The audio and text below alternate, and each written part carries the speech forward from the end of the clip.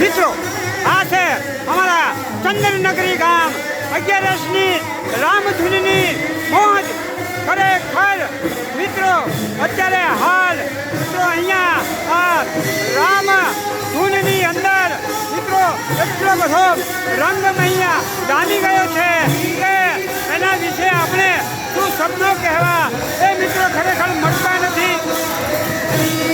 બંને અમારા ભાઈઓ તથા બહેનો અત્યારે હાલ અહીંયા મન મૂકી અને આ રામ ધૂનની અંદર મિત્રો ગાઈ રહ્યા છે.